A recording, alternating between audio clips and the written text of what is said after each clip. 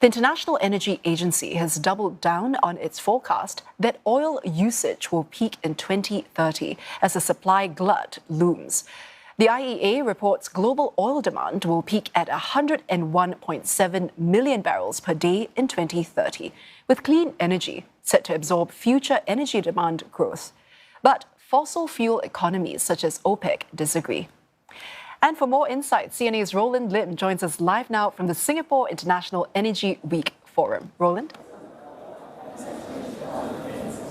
Angela, OPEC producing nations are also standing firm in their position that oil demand will keep growing until 2050. That's because advanced economies are re-evaluating the transition to renewables after the 2022 energy shock caused by COVID, as well as the Ukraine invasion.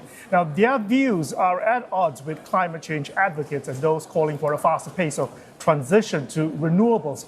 And who better to discuss this than the man spearheading the switch from fossil fuel to clean energy, the head of the intergovernmental energy body, that's the IEA, Fatih Birol. Fatih Birol, thank you for joining us on CNA. Let's talk about the future of oil. The IEA forecasts that peak usage of oil will happen in 2050. Oil companies are accusing your organization of playing climate politics. In fact, we are not saying that the oil demand will peak 2050, even earlier, by 2030. And the reason why we are going to see global oil demand to be weaker and peaking has nothing to do with climate change. There are two reasons, very simple two reasons.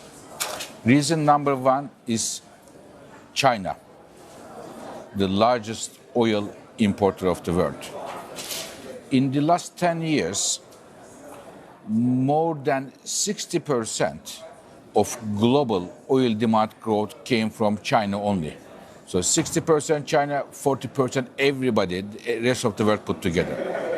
But in the last 10 years, Chinese economy was very strong.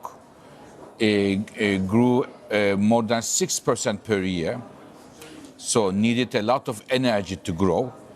And now, as everybody agrees, from Chinese Communist Party to the consultants in or advisors in United States, in Europe, all the banks, Chinese economy is slowing down, which is very normal.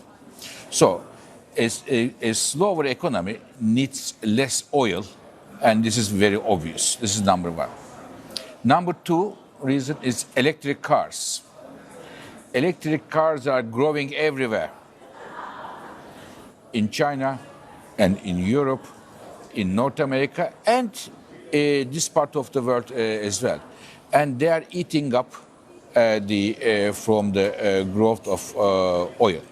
So therefore, because of these two reasons, both of them are nothing driven by the climate change. One of them is technology, the other one is economic reason. We see global oil demand to slow down and a peak before 2030. And what is happening this now confirms and reconfirms our expectation. Look at the Middle East. One of the most difficult times in terms of geopolitics in the Middle East, the center of oil production and transportation, prices are still less than $70. In the past, when there's a strong demand growth period, 1/10 of this tension, what's happened in the Middle East, would have skyrocketed to oil prices. It is another confirmation that the oil demand is weakened. But this doesn't mean that we will not need oil anymore. Peaking oil means it will come to a certain level and we will still use oil, but the growth of oil after 2030 would be very difficult to see. It's not so obvious, though, the reasons that you stated to the CEO of Saudi Aramco, who gave a keynote address yesterday here in the summit. Let's listen first to what he had to say. Of course. Most analysts agree that even when the growth in global oil demand stops at some point, no abrupt drop in overall demand is anticipated. and that stage is likely to be followed by a long plateau. If so, more than 100 million barrels per day would realistically still be required by 2050. This is a stark contrast with those predicting that oil will or must fall to just 25 million barrels per day by then. So 100 million barrels per day still needed by 2050. What do you make of that? So first of all, we listen now, but I was in the room yesterday, listened to the entire speech of the CEO of Saudi Aramco with great interest. I have a respect for his and other people's views, but I don't agree.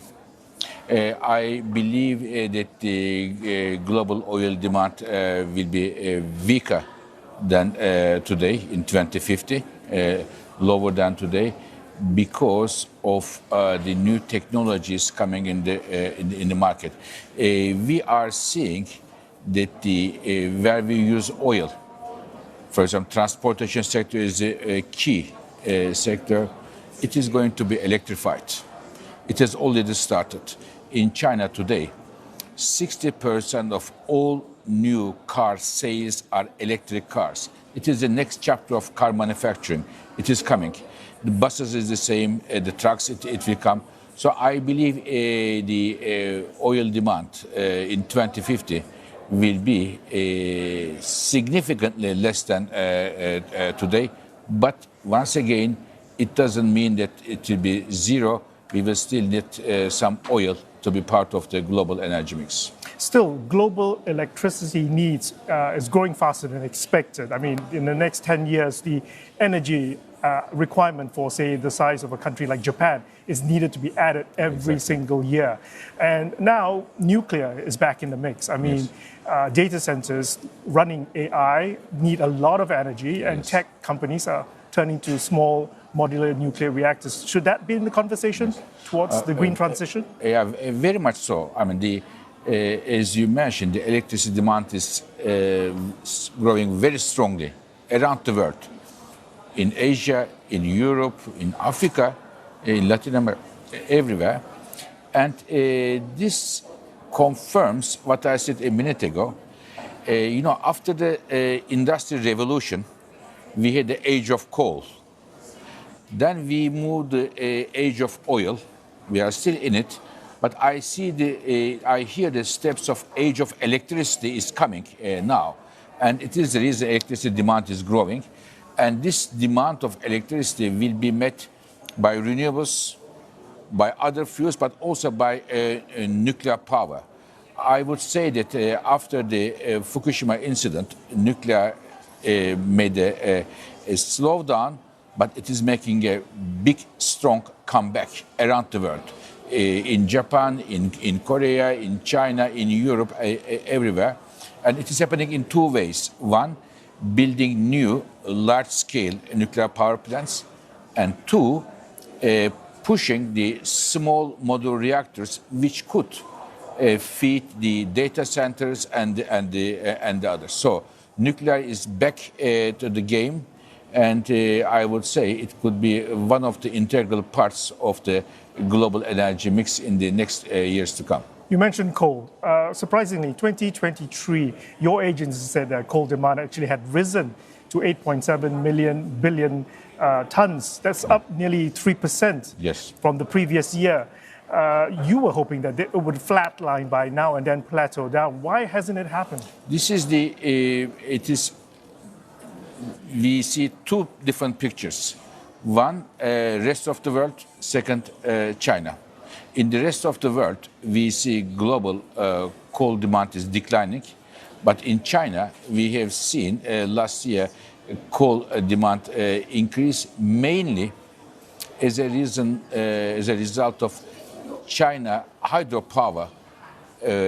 Electricity generation was very poor because of a very dry year China has. So Chinese electricity demand is growing very strongly, surprising many Chinese planners, Chinese utilities. So in addition to China being a champion of renewables, champion of nuclear power, China still uses coal. But I believe this will not be a long-lived jump of Chinese coal demand. We will see also in China, like the rest of the world, a flattening of the coal use. Okay. Climate financing set to take center stage at COP29. Support from developed countries seemed to be lacking at the COP28 in Dubai, when only $700 million was pledged for new loss and damage fund. That's right. Not nearly enough. Yeah, it is a very small portion what the world needs. And when I look at the world, I see that there is a lot of money going to clean energy investments. So, for example, this year, the entire budget of the energy sector, oil, gas, renewables, clean energy, fossil fuels, is 3 trillion. Out of this 3 trillion, 1 trillion for fossil fuels, 2 trillion for clean energy. So 1 to 2 for clean. But the problem is, of this 2 trillion clean energy, 85% goes to happens in the advanced economies and China. Only 15% in the emerging and developing world, where 2/3 of the population lives. So we have to fix this. We have to make sure that the emerging and developing world has also access to clean energy investment. And if we go with 2 tracks, the advanced economies and China and the rest of the world, we will never reach our climate goals. And COP29 will be an important test case for the countries, whether or not they want to move away from this 2-track clean energy investment to have a more homogeneous view. And the IEA has come up with a new financing model for $2 trillion of clean energy investments. Yes, exactly. So we came up with a model how we can help the emerging and developing countries for having more investments for renewables, for efficiency, for hydrogen and the others. The basic rule here is to find a mechanism to de-risk the investment in those countries. And here, there's a role for the international financial institutions and the advanced economies. Fatih Birol, thank you very much for those insights. And that was Fatih Birol with me here at the Singapore International Energy Week. And we'll be bringing you more coverage from the summit later this afternoon. Back to you, Angela. All right, Roland, thank you so much for that. That was CNA's Roland Lim with Fatih Birol, who is Executive Director at the International Energy Agency.